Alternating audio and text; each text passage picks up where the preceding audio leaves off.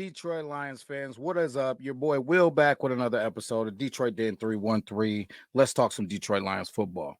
Listen, getting right into it today, I'm going to be talking about a guy that I fell in love with last week. And disclaimer, it's not a Detroit Lion. It's not a Detroit Lion.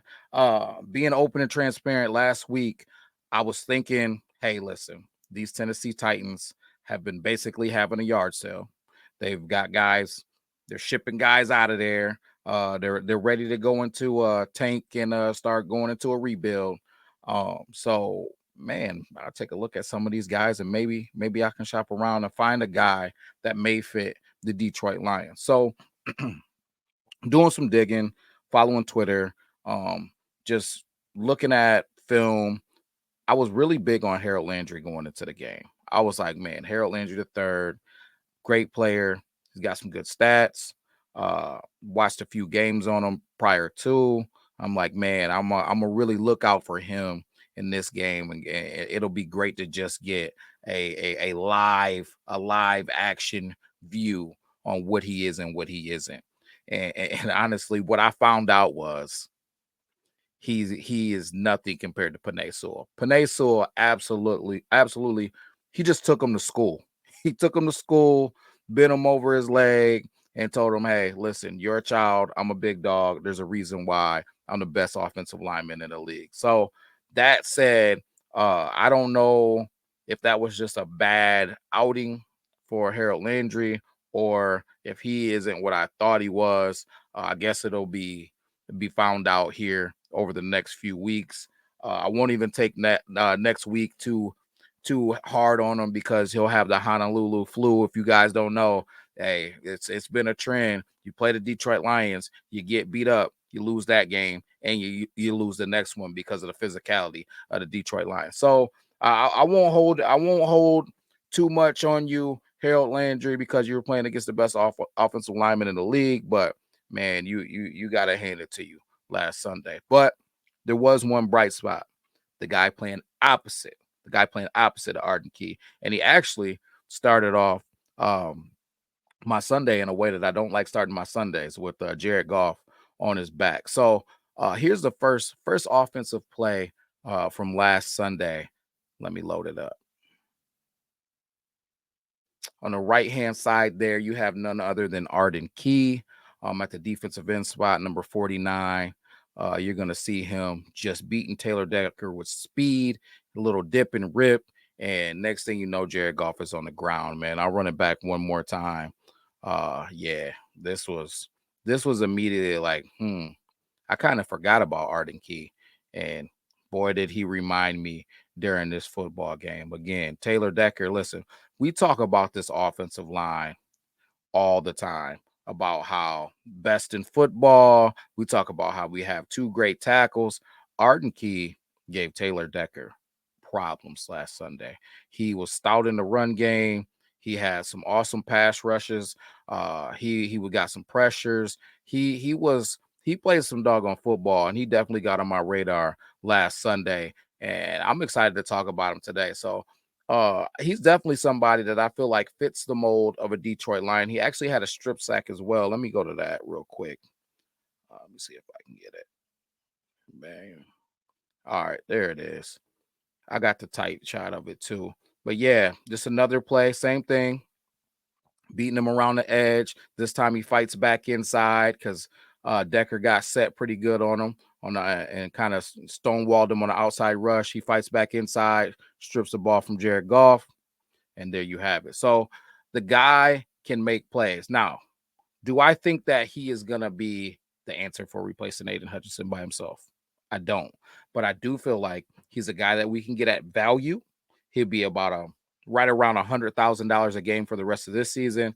Would be under contract for the 2025 season at about $6 million. So it's not a contract that's going to break the bank, not these 15, 20, $25 million contracts when you're talking about the Myles Garretts and the Max Crosbys, right?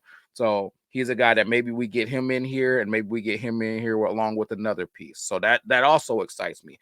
Getting a guy, I feel like he's just a Brad Holmes guy. He's a guy that you get in that can play great football. You get him at a great value, and you allow yourself to be able to sign the guys that you got in-house and kind of kick this can down the road to be able to continue this thing being successful. So Arden Key, guys, I am really, really high on this guy. And there's more. As I dig more into him, I just fall more in love with him. I just fall more in love with him. If you see after that first sack, he makes the sack and then he starts going crazy. He's got his own little thing, whatever this is. I don't know what it is, but he's got his own little celebration that he does. He's a juiced up guy. As I started to do digging into him, he's been a little bit of a journeyman in the league. He's been with the Jacksonville Jaguars. He's been with the San Francisco 49ers. Now he's with the Tennessee Titans. But every single team has great things to say about him. I truly think he's one of those bubble guys. He gets to the point, he's been continuously getting better. He gets to the point where he has to get to that. He gets to the next contract and he wants to get paid. And he's not a superstar, so they don't want to pay him, but he can get more money if he goes to another team. So I think that he's just been taking his show other places. Now, I will say, when he was with the 49ers, he was with a dog defense. You had Eric Armstead, you had Fred Warner out there, you got obviously Nick Bosa out there. They got dogs out there. So I can see where it would be hard to get on the field. But it shows me that going out there and having production, he's not going to shy away from coming to Detroit. Detroit isn't a place that is very easy to just get on the field and be a dog, especially when our guys come back next season. If he's still on this roster, if we get him, he's going to have to fight for playing time and fight for a position. So it lets me know that that's not something that he's going to shy away from. Arden Key, man, he's got all the intangibles. He's a guy that immediately fits our culture. When the coaches talk about him, from his college coaches to every place he's been in, he's smiling all the time. The guy loves to practice. He's a hard worker. I just feel like like I said, the more I hear about this guy, the more it makes sense that he could be a Detroit Lion.